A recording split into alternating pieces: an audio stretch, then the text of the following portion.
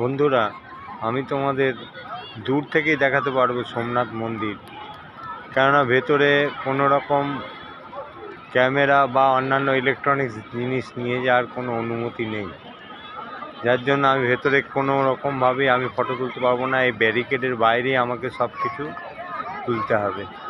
এটা সোমনাথ মন্দির, আর এর পাশে আছে, এখান থেকে ঠিক মতো দেখা যাচ্ছে না, অহল্যাবাইয়ের মন্দির। সোমনাথ মন্দিরের পেছন দিয়ে দেখো আরেকটা মন্দির দেখা যাচ্ছে উজ্জ্বল, ওটা অহল্যাবাই এর প্রতিষ্ঠিত মন্দির, শিব মন্দির। ওটা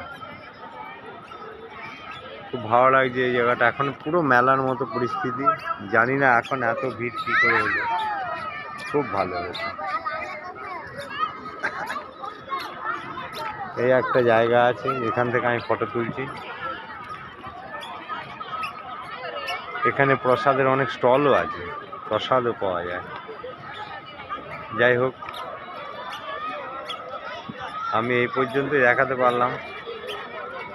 এরপর আর সুযোগ হবে কি না কখনো জানি না। এইবারই আমার সোমনাথ দর্শন হলো। ভেতরে গিয়েছিলাম, দর্শনের সময় এত আনন্দ লাগলো, অভিভূত হয়ে গেলাম, চোখ দিয়ে জল চলে আসলো। আমি মানস চ্যাটার্জি, সোমনাথ থেকে বলছি।